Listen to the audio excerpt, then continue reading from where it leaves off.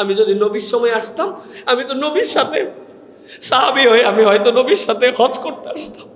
আল্লাহ, তো আমি আমার ইচ্ছায় আসি নাই, কিন্তু আমার নবী এখানে দাঁড়াইছে, দাঁড়াই খানায় কাবার দিকে ফিরছে, ফিরে দোয়া করছে, ইন্না সাফা ওয়াল মারওয়াতা মিন শাআইরিল্লাহ। আল্লাহ, এই সাফা মারওয়া হচ্ছে তোমার নিদর্শন। আল্লাহ, আমার হাজ্জাল বাইত আও ইতামারা ফালা জুনাহা আলাইহি ইয়াতাওয়াফা বিহিমা। আল্লাহ, কিয়ামত পর্যন্ত কেউ হজ করবে, উমরা করবে, আল্লাহ এর মধ্যে দৌড়াদৌড়ি করার মধ্যে অকল্যাণ নাই, বরকত আছে। আল্লাহ, আমি নবীর সাথে আসি নাই, নবীর সময় আসি নাই, কিন্তু আমি এই জায়গায় দাঁড়াই খানায় খাওয়ার দিকে মুখ ফিরে। আল্লাহ, তুমি তোমার নিদর্শনের সামনে দাঁড়াই করাছি, ইন্না সাফা বলছো, ওই সাফার উপরে আমি এখন দাঁড়াইছি। আল্লাহ, আমি কোরআনের আয়াতের নিদর্শনের উপর দ্বারা আমি সাক্ষ্য দিচ্ছি। এটা যদি আপনার হৃদয় থেকে না আসে, এই হুদা খালি দৌড়াইছেন, এই ফিল তো আপনার হবে না। আল্লাহ এই জন্য বলছেন হজের সফর প্রতিটা মুহূর্তে তোমার জন্য হচ্ছে আল্লাহ রাব্বুল আলামিনের কাছে তোমার অনুভূতির সফর। তুমি চিন্তা করবে ওই সময় থেকে এই সময় পর্যন্ত বাস্তবতাও চিন্তা করো। আহা, আমার নবী যখন দৌড়াইছেন, পাথর গরম ছিল, মরিচিকাময় আবহাওয়া ছিল, কিসের এসি কিসের কিছু ছিল না। এখন জমজম পর্যন্ত কুলিং খায়, উপর দিয়ে হাওয়া দেওয়া। আমার নবী কি কষ্ট করছে, আহারে একটু রান্না কতজন ভাগ করে খাইছে, আর আমার জন্য কত ব্যবস্থা আল্লাহ তুমি করছো। আল্লাহ, এর জন্য তোমার কৃতজ্ঞতা। আল্লাহ, তাই বলে এই আরাম দিয়ে তুমি যেন নবীর সময়ের প্রাপ্তির থেকে আমাকে বঞ্চিত করো না। আয় রব, কি দোয়া করব, আমি তো দোয়াই জানি না। আল্লাহ, তোমার নবী সাহাবীদেরকে নিয়ে যা যা দোয়া করছে ওইগুলো শব্দ আমি তোমার কাছে দিলাম। আল্লাহ, আমি তো বলতে জানি না। আল্লাহ, তুমি আমারে ওইগুলো দাও। এটা ফিলিংস, এই হজের সফর অনুভূতির সফর। আপনি খালি যাচ্ছেন আর আসতেছেন, বিরক্ত লাগে আপনার, আরো শেষ হয় না কেন। ঘড়ির টাইম দেখে এসে গল্প দেয়, আমার তাও 26 মিনিটে শেষ করে হালাইছে। তোর কতক্ষণ লাগছে? তোর এতক্ষণ লাগলো? উনি খালি দৌড়াইছে, উনি তো তওয়াফ করে নাই, ওইটা তার অনুভূতির মধ্যে নিয়ে আসতে পারে নাই। এই জন্য হজের সফর আপনার যে অনুভূতির সফর, হারামের ভূমি মিনা, মুজদালিফা, জমজম, হ্যাঁ, আপনি কাবা, আপনি যা দেখতেছেন মুজদালিফা, সেখানে আপনি শুয়ে গেছেন। আহা, কোনো ভেদাভেদ আর নাই। মিনার তাবুতে একটুখানি ছিল, আরাফাতের তাবুতে একটুখানি ছিল, আলাদা ছিল, হোটেলে একটু আলাদা ছিল, কিন্তু আমি হজ শেষ করার পর যখন আমি মুজদালিফায় শুয়ে গেছি, কোনো তাবু নাই। দুনিয়ার সব মিলিয়নিয়ার থেকে গরিব, ধনী থেকে গরিব, সাদা থেকে কালো, ইউরোপ থেকে বাংলাদেশ, আফ্রিকা থেকে শিক্ষিত থেকে অশিক্ষিত, হাফেজ মাওলানা, আলেম মুফতি, সবার থেকে অশিক্ষিত, সব ওই পাথরের মধ্যে শুয়ে গেছে। আল্লাহ, আমরা সবাই এক হয়ে গেছি।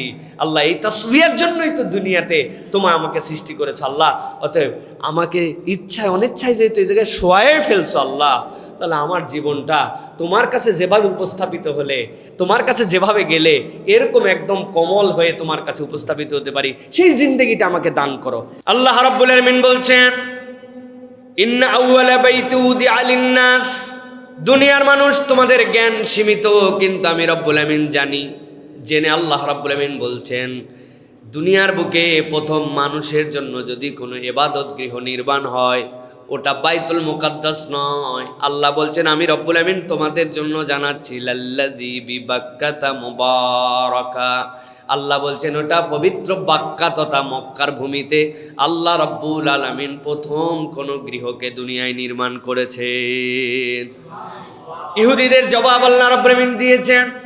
আল্লাহ বলছেন, তোমাদের জ্ঞান ইব্রাহিম আলাইহিস সালামের ওই পর্যন্ত, তোমরা এর আগ পর্যন্ত তোমরা খবর জানো না, কিন্তু আল্লাহ রাব্বুল আলামিন বলছেন, এই ঘরকে কেবলমাত্র আমি নির্মাণই করি নাই, আমি দুনিয়ার মানুষের জন্য সিলেক্ট করেছি তিনটা দিক দিয়ে মুবারাকা। এইটা হচ্ছে বরকতপূর্ণ, 2 নম্বর হচ্ছে হুদা, এইটা হচ্ছে দুনিয়ার মানুষের জন্য পথ প্রদর্শন, আর 3 নম্বর হচ্ছে আল্লাহ রাব্বুল আলামিনের কাছে মকবুল একটা ইবাদতের স্থান। আল্লাহ কোরআনুল কারীমের মধ্যে এই জন্য বলছেন, ইন্না আউওয়ালা বাইতি উদিআ লিন-নাস লাল্লাযী বিবাক্কাতা মুবারাকান ওয়া হুদাল লিল আলামিন। আল্লাহ বলছেন, এটা জগৎ সমূহের জন্য, কেবলমাত্র এরকম নয়, দুনিয়ার জন্য। আলম মানে কেবল দুনিয়া নয়, এই মহাবিশ্বের যা কিছু আছে। আল্লাহ রাব্বুল আমিন বলতেছেন, মহাবিশ্বের সূর্যের তুলনায় পৃথিবী অনেক ছোট, আবার সূর্য অনেক স্টারের তুলনায় একদম নগণ্য, কিন্তু আল্লাহ বলছেন পুরা জগতের জন্য এই ঘরটা আল্লাহর কাছে এত মূল্যবান যে পুরা জগৎ সমূহের জন্য আল্লাহ এই ঘরকে হুদা বানায় দিছে। আল্লাহ রাব্বুল আমিন বলছেন কেন এটার মধ্যে আমি রব্বুল আলামিন এত মর্যাদাশীল করলাম, কিভাবে এটার মধ্যে আমি তোমাদের জন্য মুবারাকা ঢোকায় দিলাম। আল্লাহ বলছেন ফিহি আয়াতুম বাইনাতুম মাকামু ইব্রাহিম।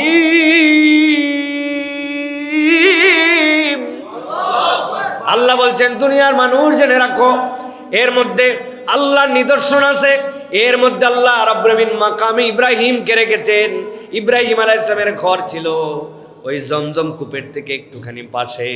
আল্লাহ রাব্বুল আমিন বলছেন এটা যেরকম নিদর্শন হিসাবে রেখেছেন, পরবর্তীতে আল্লাহ রাব্বুল আমিন এই ঘর নির্মাণ করার দায়িত্ব দিয়েছিলেন ইব্রাহিম আলাইহিস সালামকে।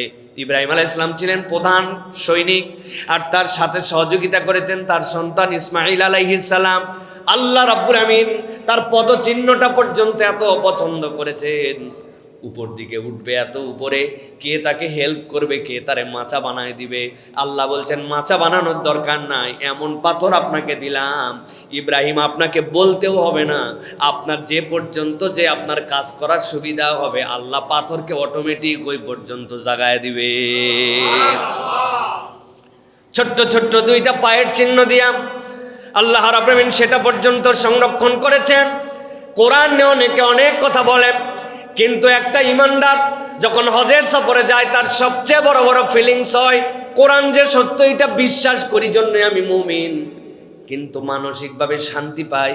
ইব্রাহিম আলাইহিস সালাম থেকে সেই মানসিক শান্তির বর্ণনা আসছে। আল্লাহর কাছে বলছে আল্লাহ কাইফা তুহিল মাউতা, আপনি মৃতকে জীবন দেন কেমন করে। ইব্রাহিম আলাইহিস সালামের এই কথাই আল্লাহ বলেছেন তুমি কি বিশ্বাস করো না? আল্লাহ বিশ্বাস করব না মানে অবশ্যই তো বিশ্বাস করি, কিন্তু আমার অন্তরে যেন একটু প্রশান্তি পায়। আল্লাহ বললেন পাহাড়গুলা থেকে পাখিগুলাকে ধরে নিয়ে আসো, নিয়ে আসার পরে এরপরে জবে করো, সবগুলা মিশ করে এরপরে বিভিন্ন পাহাড়ে ছড়ায় দাও, যেখানে দাঁড়ায় ছিল ওখানে দাঁড়ায় ডাক দাও। আল্লাহ বললেন তোমার নিজে হাতে জবেকৃত নিজে হাতে ওশমিশ করা গোস্ত ছড়ায় দেওয়ার পরে আল্লাহর নির্দেশে ডাক দাও, মাত্র পাখিগুলা যেরকম তোমার কাছে উড়ে উড়ে চলে আসছে। এইটার দ্বারা তুমি দেখতে পাবা তোমার অন্তর যে তাতমাইন হতে চায় আল্লাহ সেটা দেখায় দেবেন। আল্লাহ ওই মুতমাইন ইব্রাহিম আলাইহিস সালাম যিনি তার মাধ্যম দিয়ে তার বান্দাদার তার উম্মতকে উম্মতে মুহাম্মাদিকে মুতমাইন বানাচ্ছেন। এই বান্দা কোরআনুল কারীমের মধ্যে পড়েছে বাক্কার কথা, মক্কার কথা, এই বান্দা পড়েছে সাফার কথা, মারওয়ার কথা, এই বান্দা জমজমের কথা জেনেছে। কোরআনুল কারীমের মধ্যে আছে ইন্নাস সাফা ওয়াল মারওয়াতা মিন শাআইরিল্লাহ। ওই বান্দা আজ কোরআনের মধ্যে যেটা পড়ছিল ঈমান নিয়ে এবার ওই সাফার উপরে দাঁড়ায় দাঁড়ায় আবার ওই আয়াত পড়তেছে। আল্লাহ বলছেন এর থেকে বড় তৃপ্তি ঈমানদারের জীবনে আর কিছু হতে পারে না। আয় রব আমি ওইখানে দাঁড়ায় আছি, ইন্নাস সাফা ওয়াল মারওয়াতা মিন শাআইরিল্লাহ। আল্লাহ তুমি বলছো এই দুইটা নিদর্শন, আমি নিজে সাক্ষ্য হয়ে গেলাম। আমি এখন সাফার উপরে দাঁড়ায়া কাবার দিকে তাকায়া তোমার কাছে দোয়া করতেছি, কোরআন যে নির্ভুল, কোরআন যে সত্য সেটা মানি, কিন্তু আজকে আমার মন প্রশান্ত হয়ে গেল। আল্লাহু আকবার। আল্লাহ এই জন্য বলছেন ফিহি আয়াতুম বাইয়িনাত, এই খানায়ে কাবার মধ্যে তোমাদের জন্য স্পষ্ট নিদর্শন আছে।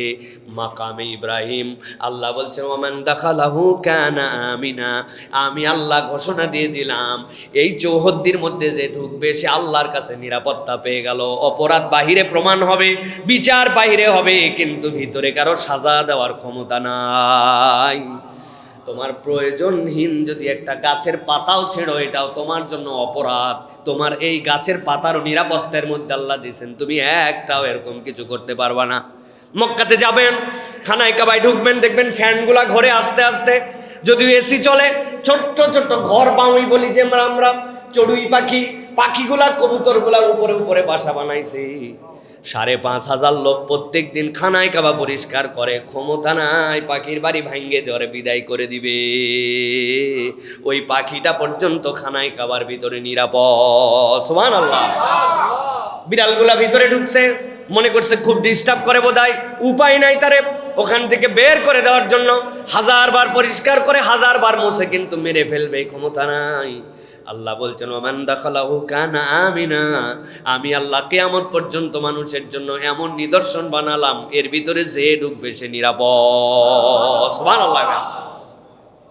সালাফরা এটার অনেক ধরনের ব্যাখ্যা করেছেন। আল্লাহ রাব্বুল আলামিন এই নিরাপত্তা কেবল দুনিয়ার জন্যই দিবেন না, নিরাপত্তার আর একটা লেয়ার আছে। দুনিয়ায় আপনার যত পয়সা থাক, যত আপনার ক্ষমতা থাক, যত পাওয়ার থাক, আপনার যদি একটা ভিসা না থাকে আপনি খানায় কাবায় যেতে পারবেন না। ওই ভিসার নাম আপনার পাসপোর্টের জন্য ঈমান লাগবে, আশহাদু আল্লা ইলাহা ইল্লাল্লাহ লাগবে, লাগবে কিনা? যত টাকা থাক যাওয়ার কোনো ক্ষমতা নাই। আল্লাহ বলছেন এইটা তোমার জন্য এমন একটা সার্টিফিকেট, এমন একটা ভিসা যেইটা থাকলে তুমি ওর ভিতরে ঢুকতে পারো। তার মানে আল্লাহ বুঝাচ্ছেন দুনিয়ার বুকে এমন নিরাপত্তার জায়গায় তুমি যেই ভিসার কারণে ঢুকতে পারো, ওই বান্দা স্থায়ীভাবে নিজের জীবনে এইটা ধরে রাখতে পারলে আল্লাহ জাহান্নাম থেকেও তাকে নিরাপদ করে দিবে। আল্লাহ রাব্বুল আমিন এই জন্য বলছেন ওয়ালিল্লাহি আলান নাসি হিজ্জুল বাইতি মান ইসতাতা ইলাইহি সাবিলা ওয়া মান কাফারা ফা ইন্নাল্লাহা গানিয়্যুন আনিল আলামিন।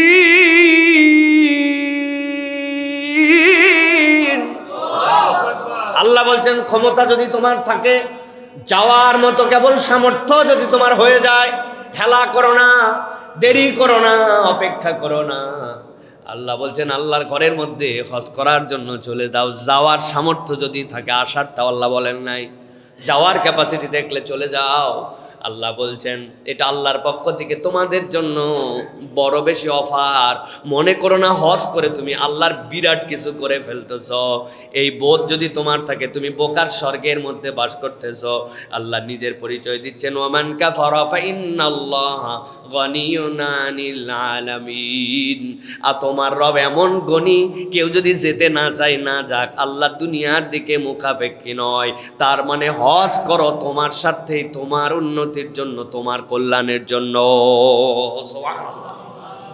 এই জন্য প্রিয় ভাইরা, হজ মোস্ট সিগনিফিক্যান্ট একটা আমাদের ইবাদত।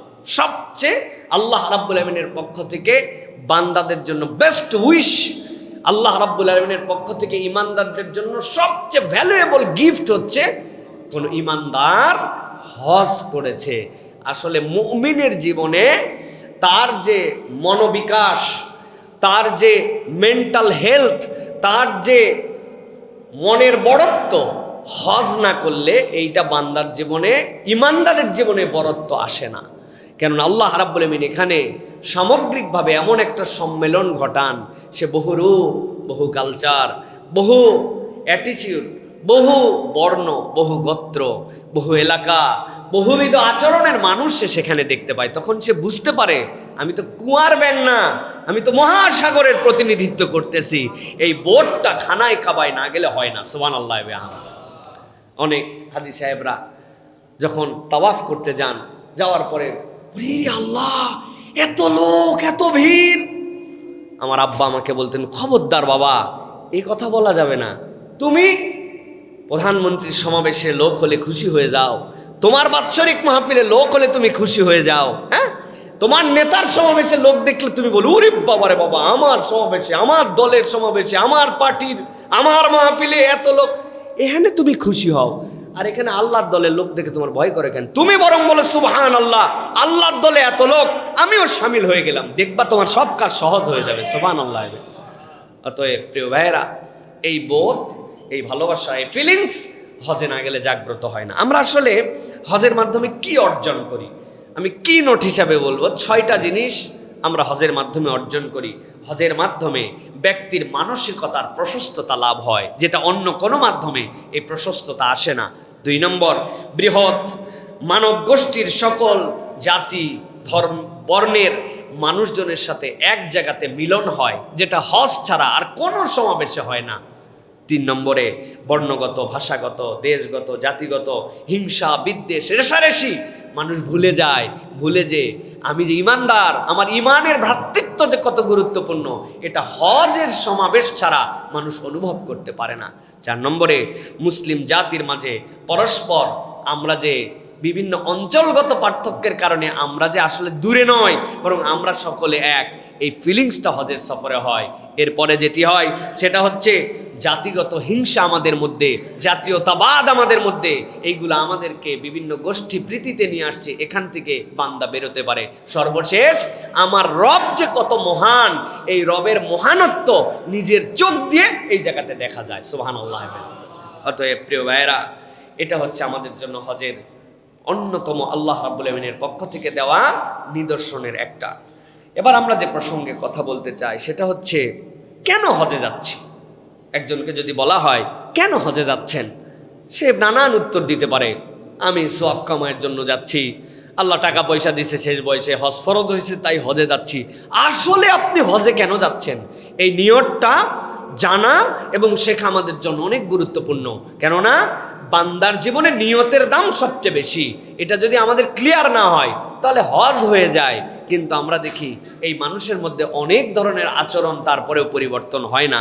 হজ কেন যাচ্ছি আমরা যদি দেখি, কুরআনুল কারীম আমাদেরকে যে কথা বলছে সেটি হচ্ছে যে হজে মূলত আমরা যাচ্ছি আমিত্বকে বিসর্জন দিয়ে মানুষ হিসাবে নিজেকে দ্বিতীয়বার পূর্ণতা দিতে। আমি মানুষ, হাত পায়ে মানুষ, চোখ কানে মানুষ, নামে মানুষ, পরিচয়ে মানুষ, কিন্তু মানুষের যে একটা পূর্ণতা আছে, তার আত্মিক যে একটা চূড়ান্ত স্বকীয় উপস্থাপন আছে, সেটা হজ ছাড়া হয় না। সেটা কিভাবে হয়? আমিত্বের বিসর্জন দিয়ে মানুষ হিসাবে নিজেকে পূর্ণতা দেওয়ার জন্য হজের সফর। দেখেন আল্লাহ কি বলছেন।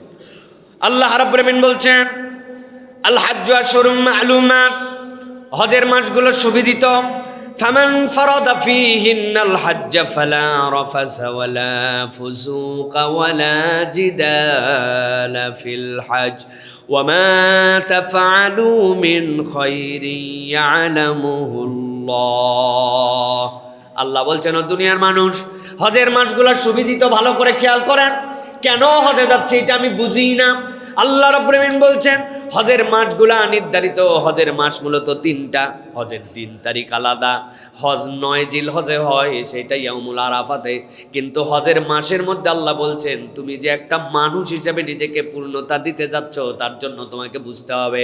আল্লাহ বলছেন ফামান ফারাদা ফীহিন্নাল হজ, তোমাদের করো যদি হজ ফরজ হয়ে যায়, আল্লাহ বলছেন আমি দায়িত্ব দিলাম, ফালা রাফাসা, তুমি আর কোনো রকম রফাস, অশ্লীলতা, অসভ্যতা, এটার সাথে তোমার কোনো সম্পর্ক থাকবে না। ওয়ালা ফুসুক, আল্লাহ রাব্বুল আলামিনের সুস্পষ্ট যে নির্দেশনা, ওই নির্দেশনা থেকে তুমি ফিস করতে পারবে না। আল্লাহ যা করতে বলেছেন সেখান থেকে দূরে আসো, যা নিষেধ করেছেন সেটাও করো। আল্লাহর প্রকাশ্য বিরোধিতা করা হচ্ছে ফাসেকি করা, এইটার সাথে তোমার সম্পর্ক থাকবে না। 3 নম্বরে আল্লাহ বলছেন ওয়ালা জিদালা ফিল হজ, ঝগড়া বিবাদ তোমার জীবনে আর থাকবে না। এইটা কেবল হজের দিনে নয়, আল্লাহ বলছেন হজের মাস সমূহে তোমার জন্যই প্র্যাকটিস। এই বান্দার কোনো প্রস্তুতি নাই, কেবলমাত্র এয়ারপোর্টে গেছে, জামা কাপড় খুলে এহরামের কাপড় পরে রওনা হয়েছে। আগে তারও যাও গরম কম ছিল, এখন এহরাম পরার পরের থেকে চূড়ান্ত গরম, ভাবে আলাদা, হজে যাচ্ছি। কারণ কি? আগের কোনো প্রস্তুতি নাই। হজে কেন যাচ্ছে এই তবিয়তটা তার মধ্যে গড়ে ওঠে নাই। এহরামের কাপড় একমাত্র হজের জন্য আপনার সিম্বল নয়। আল্লাহ বলছেন এই 3টা অ্যাক্টিভিটিস যার জীবনে ত্যাগ আছে, তার জন্য হজের প্র্যাকটিস শুরু। আল্লাহ রাব্বুল আমিন এরপরে বলছেন, দুনিয়ার মানুষ জেনে রাখো, ওয়ামা তাফআলু মিন খায়রি ইয়ালামুহুল্লাহ, তুমি যা কিছু কল্যাণকর করো যিনি জানেন তিনি তোমার রব। আল্লাহ বলছেন এবার আসো, ব্যাগ গুছাও, ব্যাগ গুছাও, ওয়া তাজাওয়াদু, ব্যাগ গুছাও। আল্লাহ বলছেন ব্যাগ গুছাও। তাজাওয়াদু মানে পাথেয় সংগ্রহ করে নাও, পানির পট নাও, গ্লাস নাও, ব্যাগের মধ্যে শীতের কাপড় নাও, তোমার জন্য মেডিসিন নাও, চশমা যদি লাগে ভেঙে যদি যায় খুঁজে পাবা না, আরেকটা চশমা নাও। চোখের মধ্যে ইনফেকশন হয় এই জন্য ড্রপ নিয়ে নাও, পা ফেটে যায় জন্য ভ্যাসলিন নিয়ে নাও, তোমার যা যা লাগবে নাও। তবে আল্লাহ বলছেন জেনে রাখো, ব্যাগ ভর্তি যা নিছো আরেকটা ব্যাগ আলাদা করে ভর্তি করে নিও। আল্লাহ বলতেছেন ফা ইন্না খায়রাজ যাদিত তাকওয়া, তোমার উত্তম পাথেয় হচ্ছে আল্লাহ ভীতি। যেই হজের মধ্যে সব আছে, ব্যাগ সুট সুটকেস ভর্তি, কিন্তু আল্লাহর ভীতিতে তোমার জীবনে রফাস মুক্ত হয় নাই, ফুসুক মুক্ত হয় নাই, জিদাল মুক্ত হয় নাই। আল্লাহ বলছেন এই বাহ্যিক ব্যাগ ভর্তি হজ তোমাকে কিছু প্রশান্তি দিতে পারে, কিন্তু তোমার আত্মার পরিবর্তন দিবে না। আল্লাহ রাব্বুল আলামিন বলছেন ওয়াত্তাকুনি ইয়া উলিল আলবাব, আল্লাহ বলছেন ও জ্ঞানওয়ালারা, আল্লাহকে ভয় করে চলো। তোমার পাথেও তুমি যাই নাও না কেন, যদি আল্লাহকে ভয় করার পাথেও তোমার জীবনে না থাকে, এই হজের কোনো মানে নাই। এরকম আপনি অনেক হাজি দেখতে পাবেন, হজ করার পরে আরো বেশি বেয়াদব আছে না নাই? হজ করে ব্যাংক ডাকাতি করছে, আছে না নাই? হজ করে দেশের টাকা বিদেশে পাচার করছে, আছে না নাই? আলহাজ সাহেব নির্দেশ দিয়ে মানুষকে গুলি করে মেরে ফেলছে, চোখ কানা করে ফেলছে, আছে না নাই? তাহাজ্জুদ গুজার বান্দি কি আকাম করছে এটা নতুন করে বলার দরকার নাই, আছে না ভাই? আল্লাহ এই জন্য বলছেন আমার কথা নয়, আমার কথা হলে তো আপনি অন্যরকম মনে করবেন। আল্লাহ রাব্বুল আমিন এই জন্য বলছেন ওয়াত্তাকুনি ইয়া উলিল আলবাব, তুমি যদি জ্ঞানওয়ালা হও তাহলে তোমার খোদা ভীতির পাথেওটা সবার আগে নাও। এই জন্য হজে যে যাবে তার হিসাব করতে হবে যে আমি কি আল্লাহকে ভয় করে সব কাজ করতেছি নাকি আমার অন্য কোনো উদ্দেশ্য আছে। যদি আল্লাহ ভীতি তার পাথেও হয়ে যায়, আল্লাহ বলছেন এই হজের বিনিময় জান্নাত ছাড়ার কিছুই নয়। সুবহানাল্লাহ। তাহলে মূলত হজ আমার কেন? আমার জীবন থেকে আমি রফাস দূর করব, অশ্লীলতা, অসভ্যতা, বেহায়াপনা, নির্লজ্জতা, এগুলো আমার জীবনে থাকবে না। এটা আমার জীবন থেকে ত্যাগ করতে হবে। আমাদের কাছে অনেক কিছু এখন স্বাভাবিক হয়ে গেছে, তাই না? লজ্জাই লাগে না, লজ্জা লাগে আর? আচ্ছা বলেন তো, আপনি আপনার মেয়ে অ্যাডাল্ট হয়ে গেছে, তার যে পোশাকে আপনি দেখতে পারবেন না, আপনার কাছে লজ্জা লাগবে, নিজেরই তো মেয়ে, কিন্তু তারপরে সে বড় হয়ে গেছে, তার একটা শালীন পোশাক আছে। আল্লাহ রাব্বুল আমিন মেয়েলি শারীরিক গঠনের কারণে ছেলের থেকে তাকে ব্যতিক্রম করেছেন জন্য আপনি আপনার সন্তানকে এটা দেখতে পারবেন না। এরকম আছে না ভাই? বাপ যদি আদর্শ হয় তার তো একটু রুচি হবে এটা। ওই লোকে টিভিতে ওরকম কিছু দেখতেছে, তার একটুকু ফিলিংস হয় না, আছে না? টুপি মাথায় দিয়া লম্বা দাড়ি নিয়ে দেখতেছে, আছে না? নির্লজ্জের মতো। তার মানে কি? আল্লাহ রাব্বুল আলামিন বলছেন তুমি রফাস বোঝো নাই এখনো, তোমার জীবনে তুমি বাহায়াপনাটা তুমি এখনো বোঝো নাই, তোমার দিলের ওই জায়গাটা মরে গেছে। হজ তোমাকে এটা জাগ্রত করার জন্য নিচ্ছে। ফাসেকের ফাসেক 2 নম্বর মাল বিক্রি করে, মানুষকে ধোকা দেয়, ওজনে কম দেয়। হ্যাঁ, 1 নম্বর মাল না, 2 নম্বর জেনে পরে এটা বিক্রি করে। কত ধরনের 2 নম্বরই আছে এই দেশে। হ্যাঁ, কয় তোরা কাজ কর তাড়াতাড়ি, আমি নামাজ পড়ে আসতেছি। রাস্তা দেওয়া লাগবে 6 ইঞ্চি, দিছে 4 ইঞ্চি। দেওয়া লাগবে যে জায়গায় খোয়া, হ্যাঁ ওই জায়গায় দিছে 2 নম্বর জিনিস। যেই জায়গায় দেওয়া লাগবে বিটুমিন, ওই জায়গায় দিয়েছে কেরোসিন। যেখানে দেওয়া লাগবে রড, ওখানে দিছে আন্দাজ কঞ্চি, কাবারি, আন্দাজি বাঁশ বলেন আপনার, আছে না নাই? এগুলো আমাদের সমাজের লোক। তার মানে সে ফিস্ক বুঝে নাই। ফিস্ক মানে কি, ফাসেক মানে কি? আল্লাহ যা নিষেধ করেছেন সে আল্লাহর বিরোধিতা সরাসরি করে এবং এটাকে কোনো কিছু মনে করে না। হ্যাঁ ভাই, কি হয়েছে, তো এটা কোনো ব্যাপার হলো নাকি, এরকম একটা ফিলিংস। হ্যাঁ, এই ফিলিংসের থেকে আল্লাহ বলছেন তোমার মন ঘুরানোর জন্য তোমাকে হজে নিয়ে যাচ্ছি, তুমি আর এরকম থাকবে না। তুমি যেটা ফিস্ক, আল্লাহর যেটা বিরোধিতা, ওইটা তোমার মধ্যে থাকবে না। হাজী সাহেব হজে নেড়াও করে, দাড়িও শেভ করে। হ্যাঁ, দুইটাই উপর থেকে নিচ পর্যন্ত সব চাইছে সমান করে ফেলছে। আমার নিজের চোখে দেখা ভাই, 1বার 2বার হলে তো ভিন্ন কথা ছিল। 4 থেকে 5,000 লোকের সাথে হজ করছে আমি এখন পর্যন্ত। কি সোজা কথা নাকি প্রিয় ভাইয়েরা? এগুলো দেখে শুনে বলতেছি ভাই। উনাকে অনুরোধ করছি, এবার প্রথম হজ তো, আগামীতে ইনশাআল্লাহ।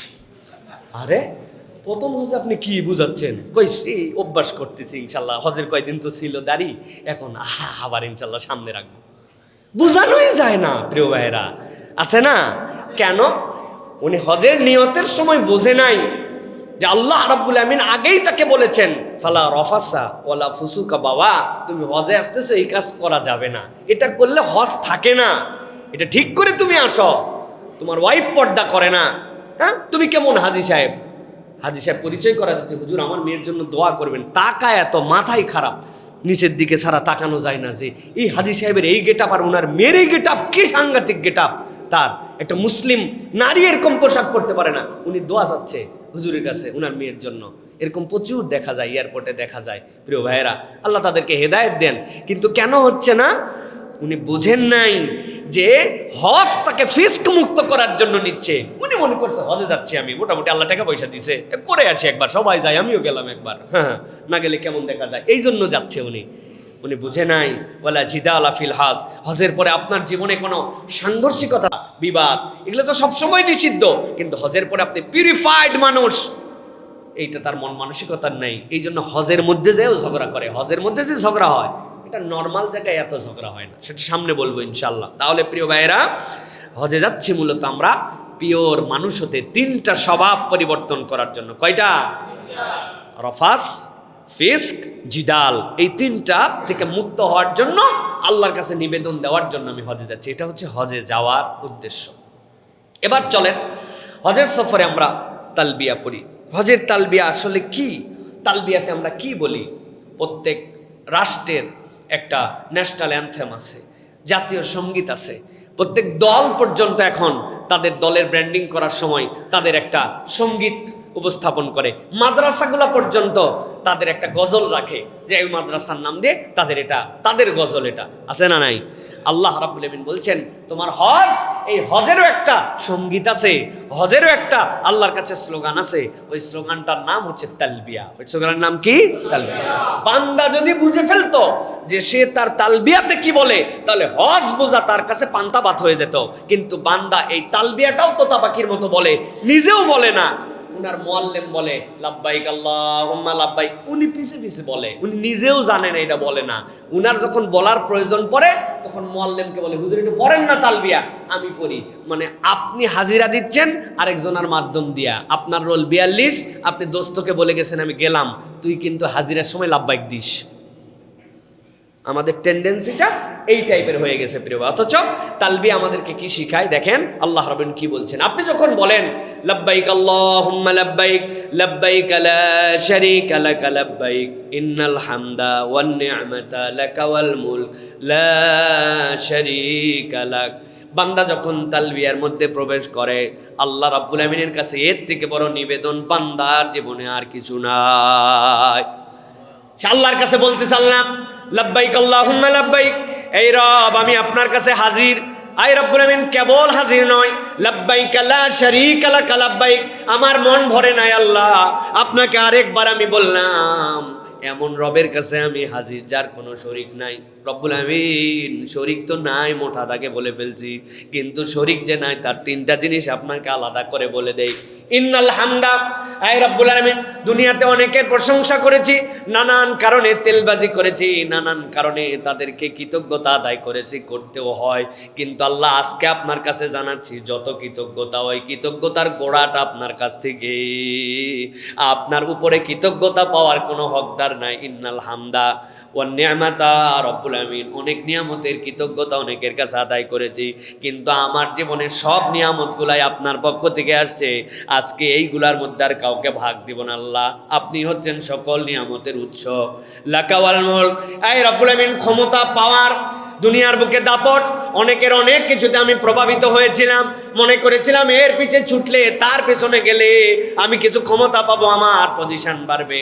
আল্লাহ আমি বুঝি নাই, কিন্তু আজকে আপনার কাছে কাফনের কাপড়ের ড্রেসে আপনার কাছে হাজির হয়ে বলতেছি লাকা ওয়াল মুলক, আপনি ছাড়া আর কোনো মুলুকের মালিক কেউ নাই। আল্লাহর কাছে এরপরে বলছে আল্লাহ এত যে বললাম তাও আমার মন ভরে নাই, আবার আপনার কাছে বলতেছি লা শারীকা লাক, এই তিনটা বিষয় যেটা বললাম এইগুলার মধ্যে কোনো শরীকানা নাই। বান্দা যখন এই তালবিয়া বুঝে বুঝে বলে, তার জীবন থেকে শিরিক চলে যায়, রুবুবিয়াতের শিরিক চলে যায়, উলুহিয়াতের শিরিক চলে যায়, বান্দা তখন বিশুদ্ধ হয়ে যায়। আল্লাহ নবী বলতেছেন এই তালবিয়া যদি তার অন্তর থেকে একবার মুখে উচ্চারণ হয়, বান্দা যখন তালবিয়া পড়তে শুরু করে, রাস্তার পাশের পাথর, তুমি যেটাকে পাথর মনে করো সে আর পাথর থাকে না, তোমার সাথে তালবিয়া পড়ে, গাছ তালবিয়া পড়ে, আসমান জমিন তখন ওই বান্দার সাথে তালবিয়া পড়তে থাকে। আল্লাহ তোমার বান্দা যে সাক্ষ্য দিয়েছে, আমরাও সাক্ষী হয়ে গেলাম তোমার বান্দার সাক্ষ্য সত্য। আল্লাহ বলছেন ওই বান্দা এই তালবিয়ার হালতে একবার যদি আল্লাহর কাছে হাজির হয়ে যায়, আর হজ যদি তার মাবরুর হয়ে যায়, আল্লাহ বলছেন তার আর জান্নাতের মধ্যে কোনো পার্থক্য নাই।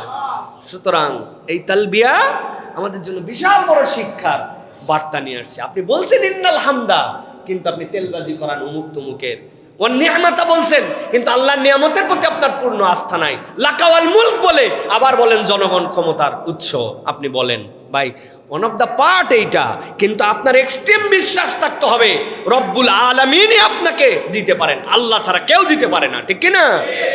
এটা আপনার মনের মধ্যে প্রশস্ত জায়গার মধ্যে এটা থাকতে হবে।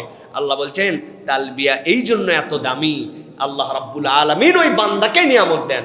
এখন হাজী সাহেব সেই তালবিয়াও ভাড়াটিয়া লোকদের পড়ায়, একজন পরে উনি পিছনে পড়ে, উনি তালবিয়াই ঠিক করতে পারে নাই, হজে চলে যাচ্ছি আমি। এই জন্য হজের মাস 3টা আর হজের দিন ওই যে 5 দিন আপনার জন্য, এর জন্য আগের থেকে প্রস্তুতি নেওয়া লাগে। আল্লাহ রাব্বুল আলামিন তালবিয়ার এই শিক্ষাটা আমাদের জন্য গ্রহণ করার তৌফিক দান করেন। আল্লাহ নবী সাল্লাল্লাহু আলাইহি ওয়াসাল্লাম বলছেন মান হাজ্জা লিল্লাহ ফালাম ইয়ারফুস ওয়া লাম ইয়াফসুক রাজা'a কায়াউমিন ওয়ালাদাতহু উম্মুহু। কেউ যদি আল্লাহর জন্য হজের নিয়ত করে, এর মধ্যে যদি ফুসুক না করে, রফাস না করে, সে যেদিন ফেরত আসে মায়ের পেট থেকে বের হলে যেরকম বাচ্চার অ্যাকাউন্টে সোয়াবও নাই গুনাহও নাই, নিষ্পাপ, আল্লাহ হাজীকে এরকম নিষ্পাপ করে প্রেরণ করেন। সুবহানাল্লাহ। এই নিষ্পাপত্ব মানে কি? এই নিষ্পাপত্ব মানে আপনি আল্লাহ রাব্বুল আলামিনের সাথে শিরিক করেন না, আপনি আপনার বিশুদ্ধ জীবনকে আবার বেছে নিয়েছেন, ফিসকের সাথে আপনার সম্পর্ক নাই, এটা আপনি শপথ নিয়ে আসছেন। আপনি আর কোনোদিন জেনে শুনে অসভ্যতার মধ্যে ঢুকবেন না, এটা আপনি ডিক্লেয়ার করেছেন। এটা আল্লাহ রাব্বুল আলামিনের পক্ষ থেকে নিয়ামত। এই জন্য আমাদেরকে এটা বুঝতে হবে প্রিয় ভাইয়েরা। এরপরে যে বিষয়টি বলতে চাই, হজ আমাদের জন্য খুব দামি সফর, কিন্তু হজ আমাদের জন্য একটা অনুভূতির সফর। কিসের সফর? হজ হচ্ছে অনুভূতির সফর। ইবনুল কাইয়িম রাহিমাহুল্লাহ বলেন ইবাদতের প্রাণ হলো 2টা, একটা হচ্ছে শ্রদ্ধা আর একটা হচ্ছে ভালোবাসা। ইবাদতের প্রাণ ভালো করে বোঝেন। আমরা যে রিচুয়াল পালন করতেছি এইটা কেবলমাত্র আনুষ্ঠানিকতার মতো। আপনি টপাটপ উঠলেন, রুকুতে চলে গেলেন, সুবহানাল্লাহ বললেন, দাঁড়ালেন, এরপরে আবার সিজদায় চলে গেলেন। এইটা আপনার মন আসমানে জমিনে দোকানে মাদ্রাসায় পড়ালেখায় ব্যবসায় যেখানকারটা সেখানে আছে, অটোক্যাট সফটওয়্যারের মতো আপনার এটা চালু হয়ে গেছে। ইবনুল কাইয়িম বলছেন এবাদত এই উদ্দেশ্য নয়, এবাদতের মধ্যে শ্রদ্ধা লাগবে, এটা তার প্রাণ, এবাদতের মধ্যে ভালোবাসা লাগবে, এটা হচ্ছে এবাদতের রূহ।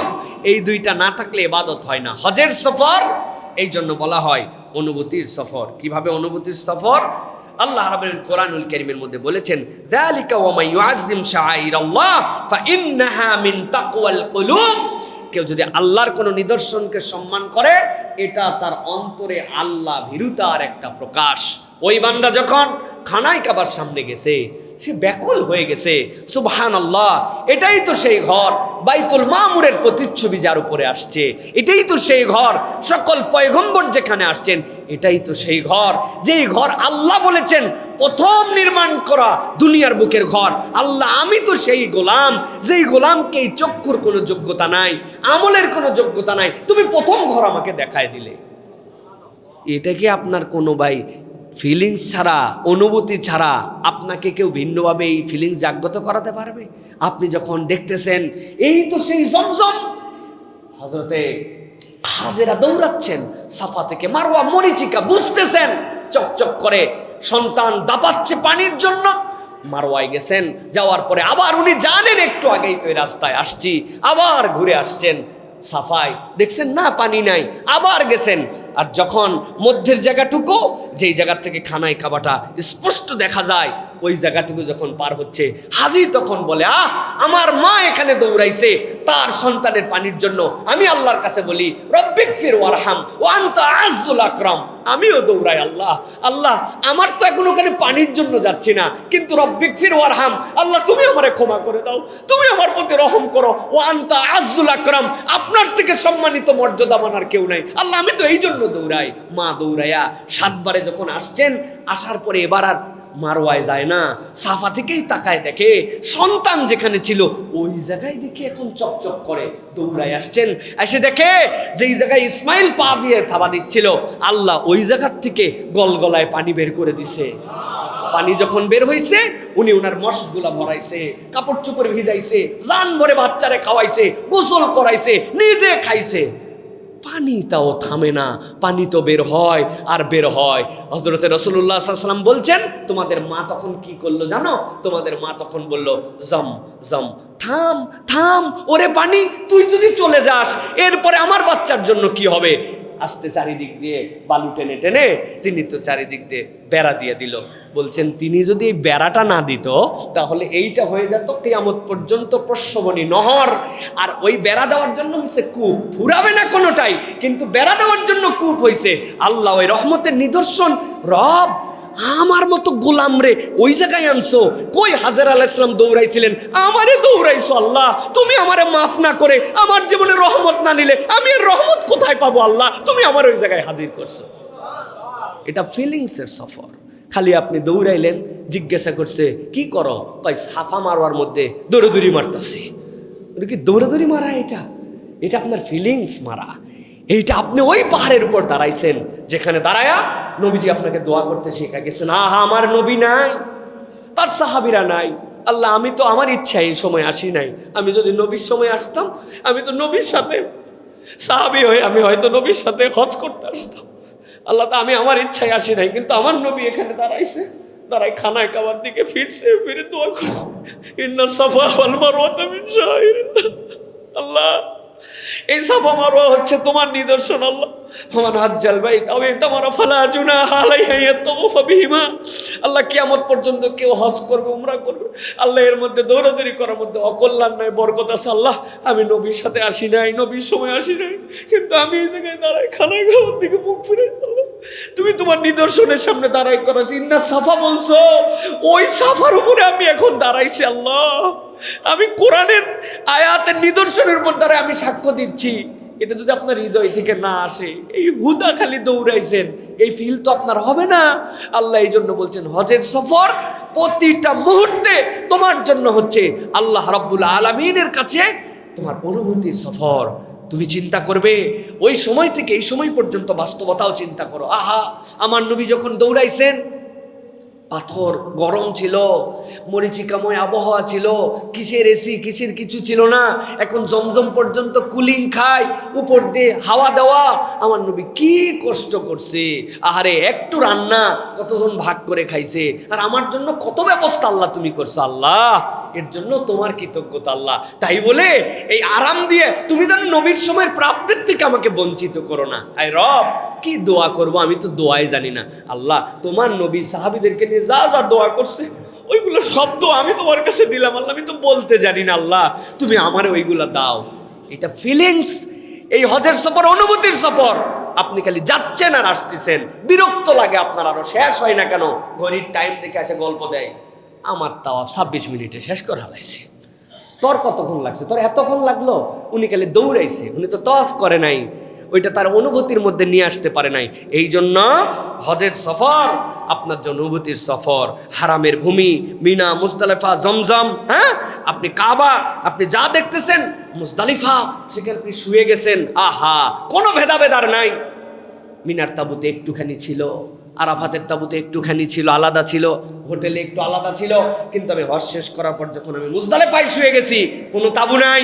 দুনিয়ার সব মিলিয়নিয়ার থেকে গরিব, ধনী থেকে গরিব, সাদা থেকে কালো, ইউরোপ থেকে বাংলাদেশ, আফ্রিকা থেকে শিক্ষিত থেকে অশিক্ষিত, হাফেজ মাওলানা, আলেম মুফতি, সবার থেকে অশিক্ষিত, সব ওই পাথরের মধ্যে শুয়ে গেছে। আল্লাহ আমরা সবাই এক হয়ে গেছি।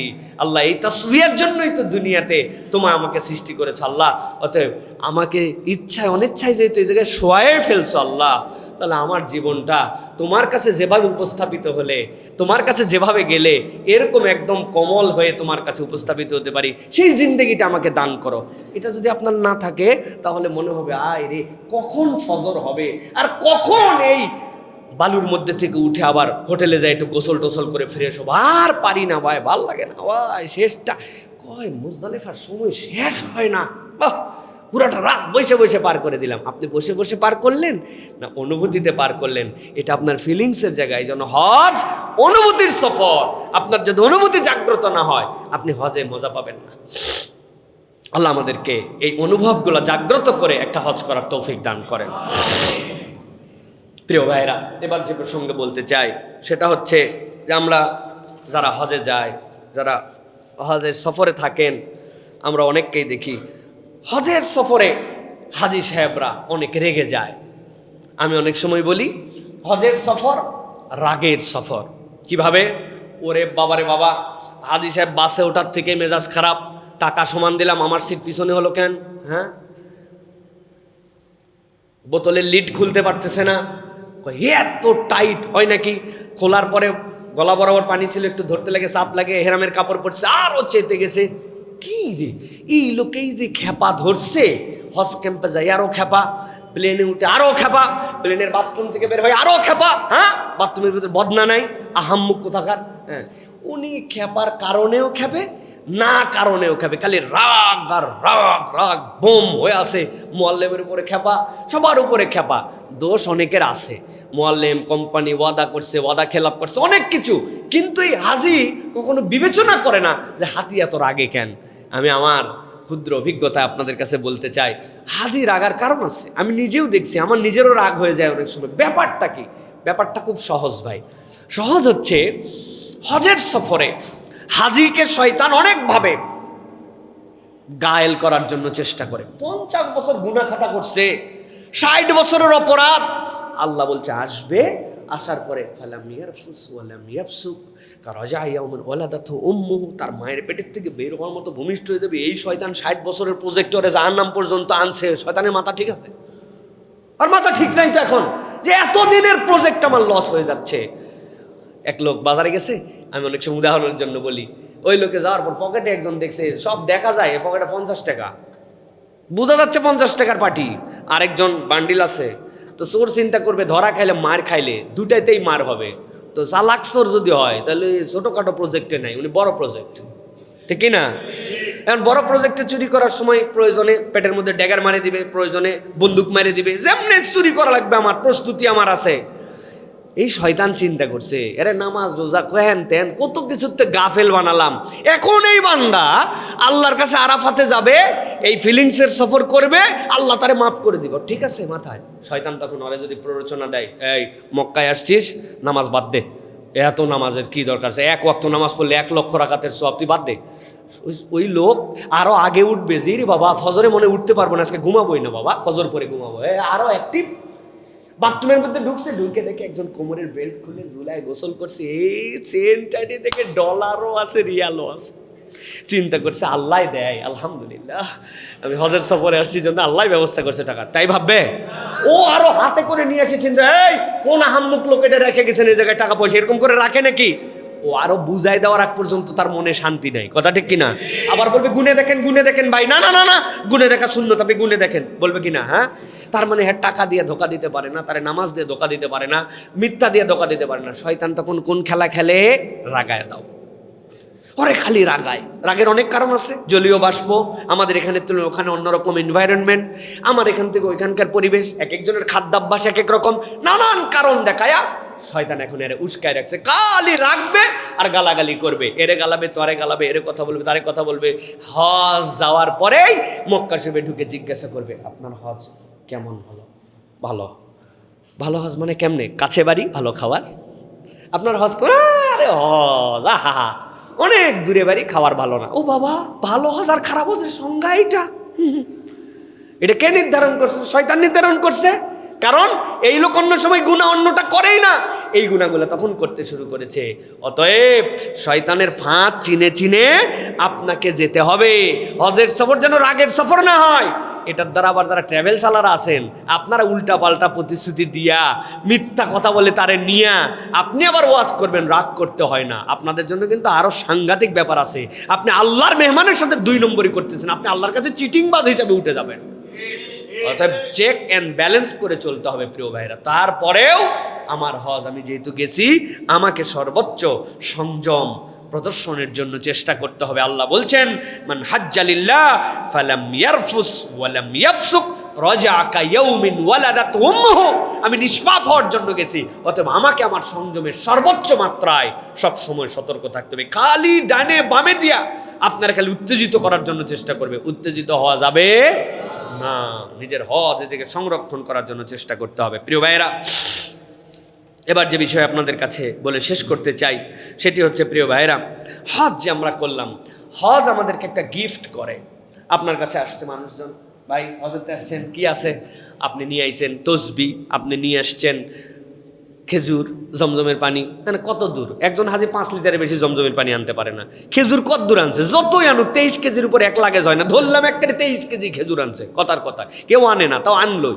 23 কেজি খেজুর, কদ্দুর খেজুর? আপনাদের পরিষদ, আপনাদের লোকজন খাওয়ায়া খোয়ায়া 7 দিনের মধ্যে বোন ভাই আত্মীয় স্বজন দিয়ে নিজেদের জন্য 2 কেজি রাখছিল, ওইখান থেকেও দিয়া বউ রাগ, হ্যাঁ বাড়ির পর্যন্ত খেজুর রাখলে না, আগামী সামনে রোজায় খাবো মনে করছিলাম।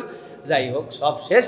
2-1 আস্তে আস্তে একজন বলছে, ভাই আমার বাচ্চাটা একটু অসুখ, জমজমের পানি আছে, কই ফুরাইছে, খেজুর নাই। এই 2-1 দিনের মধ্যে খবর হওয়ার পর আর কেউ হাজির কাছে যায় না, জমজম নাই, খেজুর নাই, হাজিও নাই, হাদিয়া শেষ। আর সময় আছে নাকি আপনার কাছে যাওয়ার? আশা করছিলাম আপনি আমাকে একটা জায়নামাজ দিবেন, সেটাও দেয় নাই। কি হাজিরা, খুব কৃপণ। বাবারে, হাজির ব্যাগ 23 কেজি, কয়টা জায়নামাজ নিয়ে আসবে আপনার জন্য? কিন্তু উনি একটা আশা করছিল। এরকম আশা করছে কয়জন? মাত্র 150 জন। ঠেলা বোঝেন কি অবস্থা। তা এই যে আমাদের এই নিয়ামত শেষ, হাজির মর্যাদাও শেষ না। হজের হাদিয়াটা ভিন্ন হাদিয়া। কেউ যদি নিয়ে আসতে পারে, কিয়ামত পর্যন্ত তার হাদিয়া দেওয়া শেষ হবে না। আল্লাহ রাব্বুল আলামিন কোরআনুল কারীমের মধ্যে বলেছেন, আল্লাহ কি বলেছেন? আল্লাহ বলেছেন, ইন্না আউওয়ালা বাইতি উদিআ লিন-নাস লাল্লাযী বিবাক্কাতা মুবারাকা। আমি চ্যালেঞ্জ দিলাম, এটা তোমার জন্য মুবারাক, এটা হচ্ছে হুদাল লিল আলামিন, হুদা তোমার জন্য। ওই হাজী সাহেব খানায় কাবার পাশে গেছে। খানায় কাবার পাশে যাওয়ার পরে হজরে আসওয়াদ থেকে তাওয়াফ শুরু করছে। বিসমিল্লাহি আল্লাহু আকবার। কেন এই তাওয়াফ শুরু করলো? কেন আল্লাহু আকবার বলে সে খানায় কাবার পাশে গেল? আমার ওস্তাদ আরেকজন ছিলেন আব্দুল্লাহিল বাকি স্যার, তিনি বোঝানোর জন্য বলতেন, বাবা রে তুই অসুস্থ হয়ে গেছিস, বুকের ব্যথা, হাত ব্যথা, হাত ফ্র্যাকচার হয়ে গেছে। কোথায় গেছো? ডাক্তারের কাছে। ডাক্তার একটা এক্সরে করছে, এক্সরে ফিল্ম দেখছে, আরে আল্লাহ আপনার তো হাতের এই জায়গার হাড্ডি বাঁকা হয়ে গেছে, অপারেশন করা লাগবে, ঠিক করা লাগবে। রিফ্লেকশন লাইটের পিছনে দিয়ে দেখতে পায়। আমি যখন খানায় কাবার সামনে যে হজরে আসওয়াদ, যেটা দুনিয়ার পাথর নয়, আসমান থেকে আল্লাহ রাব্বুল আলামিন প্রেরণ করেছিলেন, সে সাদা ছিল, কালো হয়ে গেছে। এই হজরে আসওয়াদের পাশ দিয়ে আমি ঘুরতে শুরু করেছি। খানায় কাবার গিলাফ কালো দিয়ে মোড়ানো, আমার গুনার রিফ্লেকশন খানায় কাবাতে পড়তেছে। আর আল্লাহ রাব্বুল আলামিন রহমত বান্দার উপর নাজিল করতেছেন, বান্দা ওই রহমতের উপরে আসতেছে, বান্দা ঘুরতেছে। এটা ঘোরা নয়, এটা তার জন্য জীবন্ত সালাত। এই সময় কথা বলা, বিনা প্রয়োজনে সেলফিবাজি করা, অযথা অযথা আলাপ করা কিচ্ছু নাই। আপনি চলন্ত সালাতের মধ্যে আছেন, আর এখানে এসে বলতেছেন রুকনে ইয়ামানি থেকে, রব্বানা আতিনা ফিদ দুনিয়া হাসানা ওয়া ফিল আখিরাতি হাসানা ওয়া কিনা আযাবান নার ওয়াদখিলনাল জান্নাতা মাল আবরার।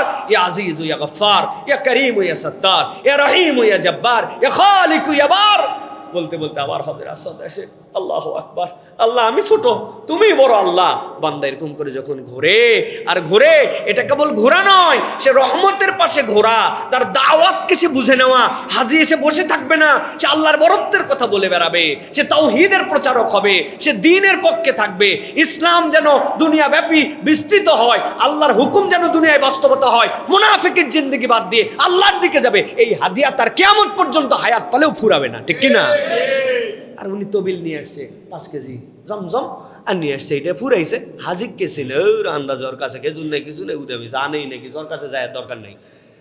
আমাদের অবস্থা তাই, কারণ আমি বুঝ করে আসতে পারি নাই, আমার তাওহীদ আমি ঠিক করে আসতে পারি নাই। এখন পর্যন্ত আমার মন পরিবর্তন হলো না, দুনিয়া পরিবর্তন হয়ে গেল।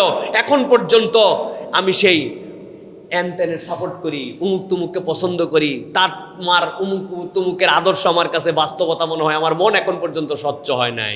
তাহলে আপনার এই খানায় কাবার পাশে ঘুরাইয়া আপনার এক্সরেটা ভালো করে ওঠে নাই।